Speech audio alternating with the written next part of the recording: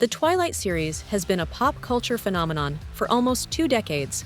The intense emotions, fantasy stakes, and dramatic romance appeal to many viewers. But under modern lenses, the movies did not age well. That's my favorite part. What makes Bella a poor protagonist?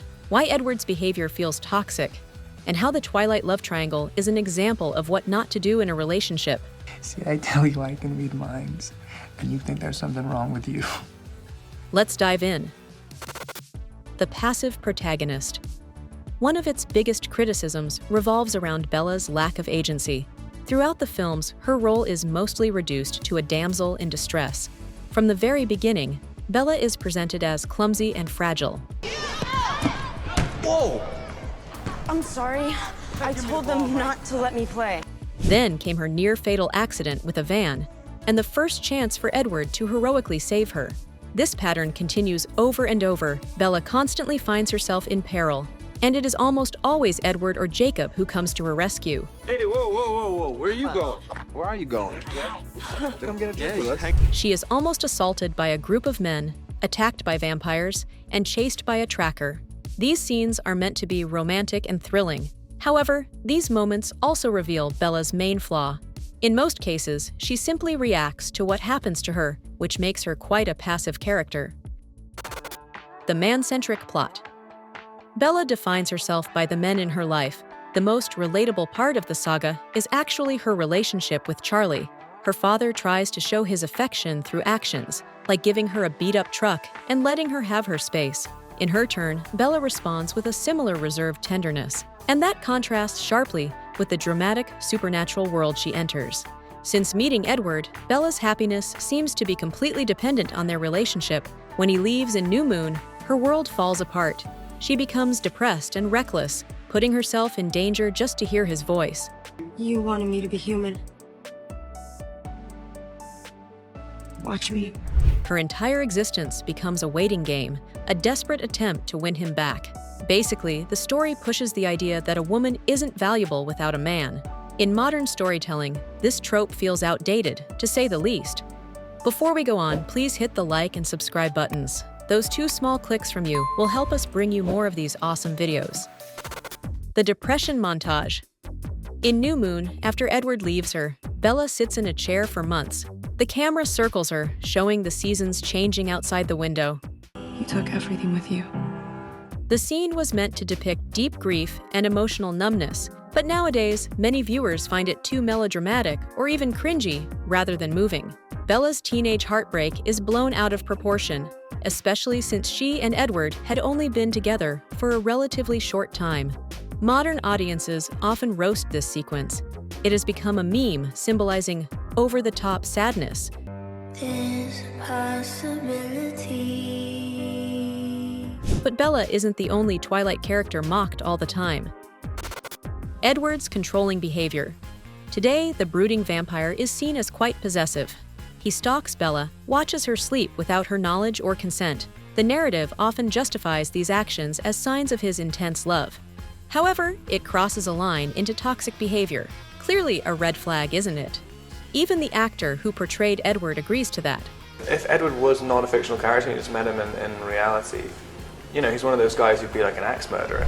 But Jacob's behavior towards Bella is also highly criticized. Jacob's aggressive pursuit.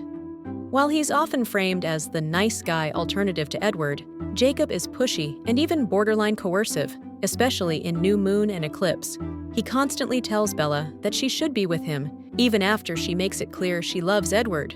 Rather than respecting her feelings, he insists she's wrong about them and that she'll eventually come around. You knew this was gonna happen. Not in a month. Better you really be dead than one of them.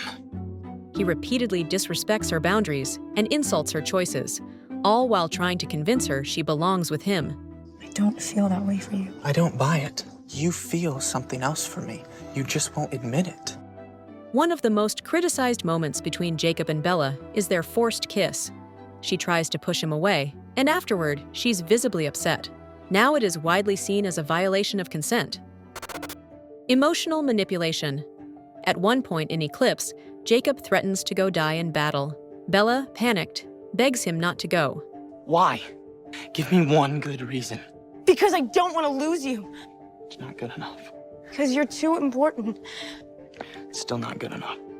That resulted in their kiss, but only because Bella feels pressured into this, and that leaves her confused and guilty. Critics call it emotional manipulation, as Bella isn't choosing freely. She's doing it to stop Jacob from hurting himself. Today, this is seen as a toxic dynamic, where one partner uses guilt and emotional distress to get their way. Unhealthy dynamics. Let's take a closer look at the main triangle of Bella, Edward, and Jacob. The werewolf and the vampire understandably view each other as rivals, but the competition often reduces Bella to a prize rather than a person. Edward? If you ever touch her against her will again, Don't do this! She's not sure what she wants. Don't do this let me here. give you a clue. Wait for her to say the words. Fine. And she will. There are many tense moments where their disdain for each other overshadows Bella's feelings entirely. Both treat her as someone to protect or win over, rather than as a person with autonomy. For example, in New Moon, Edward gaslights Bella into thinking she's safer without him, but reappears when she's at her most fragile. After Edward leaves, Jacob becomes Bella's emotional crutch. However, once she begins healing, he starts pressuring her to return his romantic feelings. He often guilt-trips Bella by saying things like that she's hurting him by being with Edward. That places an unfair emotional burden on her. Plus, both Jacob and Edward frequently insult each other in front of Bella. Knowing it upsets her. Still, those are not the most controversial moments of the saga. The imprinting plotline. In Twilight, it plays out in the later books and films, and many people find it deeply uncomfortable, or just plain bizarre. Here's why. A teenage werewolf imprints on Renesmee, who is literally just born when this happens. The bond itself is described as the most powerful connection, stronger than love. Imprinting on someone is like, all of a sudden, it's not gravity holding you to the planet. It's her. That is also an involuntary thing that removes agency from both of them and makes their futures predetermined in a way that's uncomfortable and unromantic. Moreover, baby Renesmee is bound to a person before she can speak, let alone consent. If that's not deeply disturbing, then what is? Strangely enough, other characters, even Bella, are bizarrely okay with it very quickly. Although she attacks Jacob at first, she soon just kind of gets over it. And there's more to it. Jacob was deeply in love with Bella for several books. Then, suddenly, we're told that this was all just because Renesmee would be Bella's daughter. As if his feelings were not real, but they were just a setup for the imprinting. It seems like a forced plot device to wrap up the love triangle neatly, which didn't really hit emotionally for most fans. But not only the relationship issues are making us cringe watching Twilight in 2025. The fake-out battle. Fans definitely have strong opinions about the battle twist at the end of the Twilight saga. It's one of the most divisive moments in the entire franchise. The saga built up to a final confrontation over 2 full movies, but the fake battle meant that there was no real climax. Instead, the standoff against the Volturi ended in a conversation, so fans who expected a payoff were absolutely disappointed. And, what was probably more important for some of them, the battle wasn't in the books at all. The film added the fight scene to increase tension, which worked, but only until it pulled the rug out from under the audience. Many felt shocked and devastated by the character deaths, and then immediately told, "Just kidding." It felt like emotional manipulation, which we are not really surprised by, right?